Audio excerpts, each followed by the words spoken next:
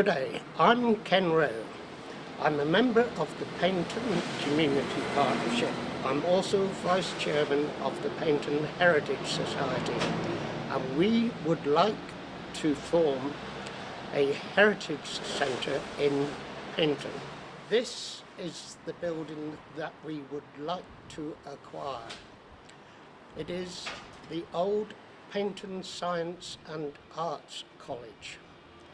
It has been used as the community college for Paignton, and at present is under the ownership or custodianship of the Torbay Development Agency.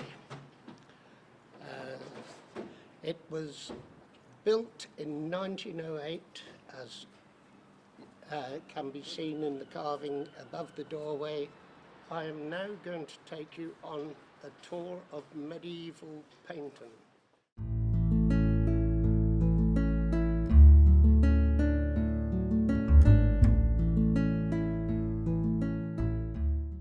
This is a building that often gets overlooked in Paignton, but it gives a good example of how Victorian servants and workers lived.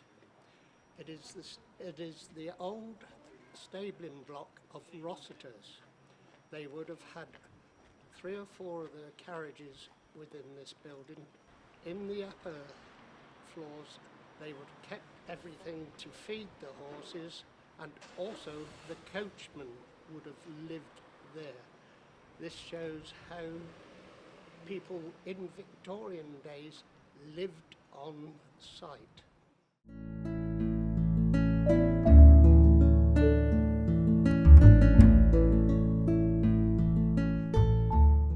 I am standing outside what is known as the Bishop's Palace.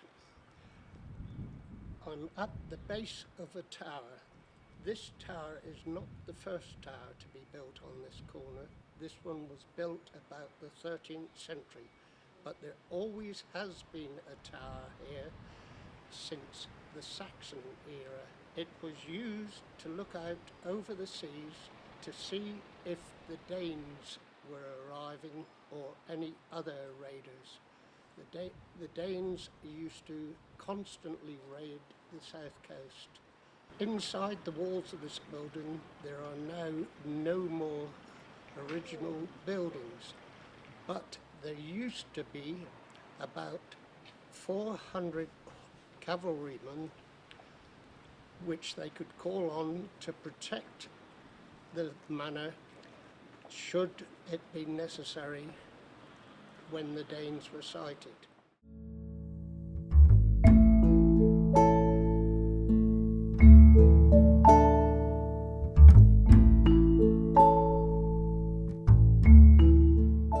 These walls extended as far as Winner Street, thereby enclosing the manor inside the walls.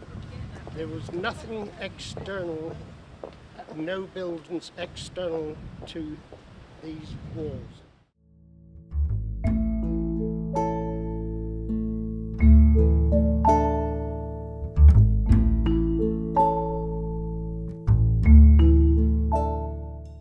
Where I'm standing now in Winner Street used to be the Old Town Gate.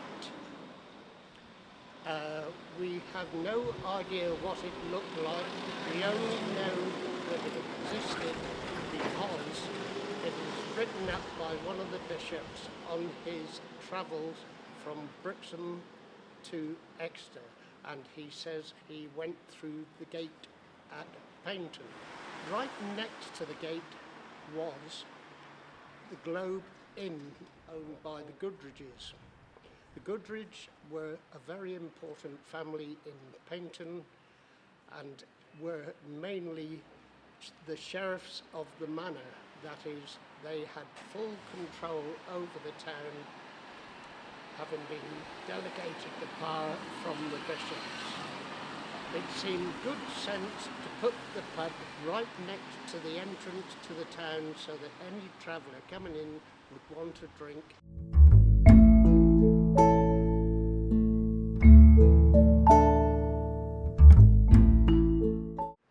now moved to Church Street and I am standing outside what was the first post office in Paignton. When the Post Offices Act came into being in 1840, this was the building that was chosen in order for the stagecoach to stop to pick up the Royal Mail and transfer it to London via various other stops on its way.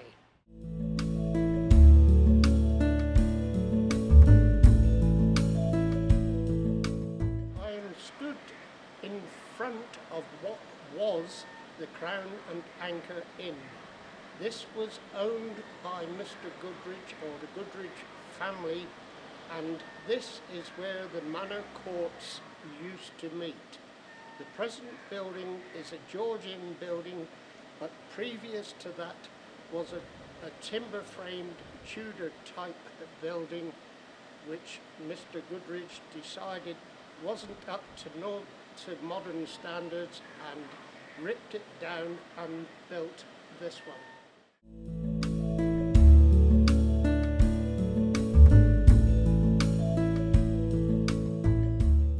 I am now standing in the lych gate of the parish church.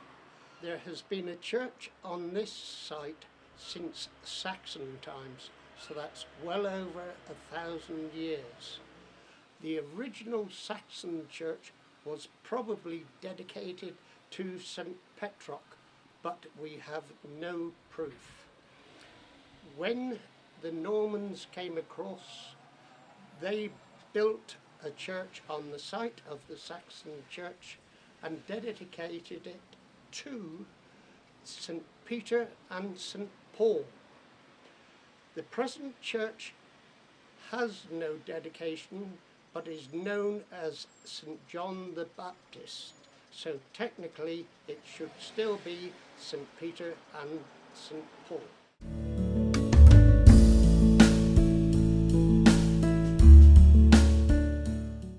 We are standing in front of some medieval excavations that were carried out by our society a few years ago, and it is of what is termed as a lodging house. It was also about in this area where the rear gate and main gate to the palace was. This may well have been the gatehouse, but we have no proof of it.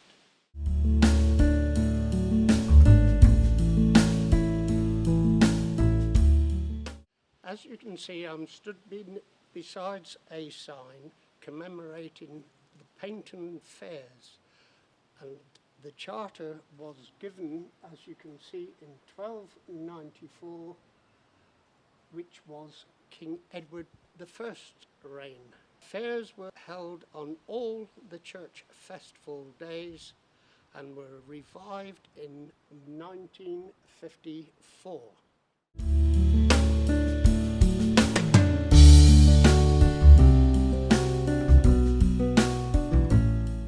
We have now completed a full circuit of the medieval town of Paignton. We have covered about 80 to 90% of it, and as you can see, there are some interesting bits amongst it.